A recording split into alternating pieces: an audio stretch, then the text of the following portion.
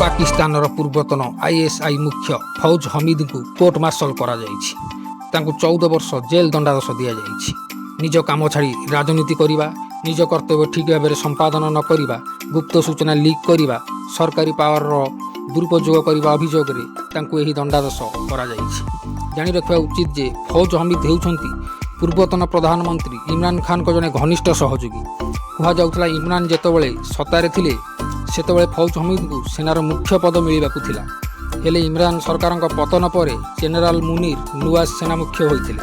ଆଉ ପରେ ଫୌଜ ହମିଦଙ୍କୁ ମଧ୍ୟ ଆଇଏସ୍ଆଇ ମୁଖ୍ୟ ପଦରୁ ଇସ୍ତଫା ଦେବାକୁ ବାଧ୍ୟ କରାଯାଇଥିଲା।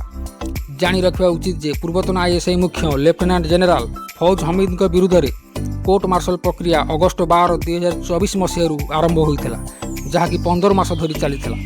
ଫୌଜ ହମିଦଙ୍କୁ ସମସ୍ତ 4ଟି ଅଭିଯୋଗରେ ଦୋଷୀ ସାବ୍ୟସ୍ତ କରାଯାଇଥିଲା ଓ 14 ବର୍ଷ ସଶ୍ରମ କାରାଦଣ୍ଡରେ ଦଣ୍ଡିତ କରାଯାଇଥିଲା। ରିପୋର୍ଟ ଅନୁଯାୟୀ ଫୌଜ ହମିଦଙ୍କୁ କୋର୍ଟ ମାର୍ଶଲ ପ୍ରକ୍ରିୟା ସମୟରେ ସମସ୍ତ ଆଇନଗତ ଅଧିକାର ଦିଆଯାଇଥିଲା।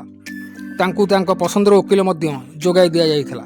ହେଲେ ତାପରେ ମଧ୍ୟ ସେ ଦୋଷୀ ସାବ୍ୟସ୍ତ ହୋଇଛନ୍ତି।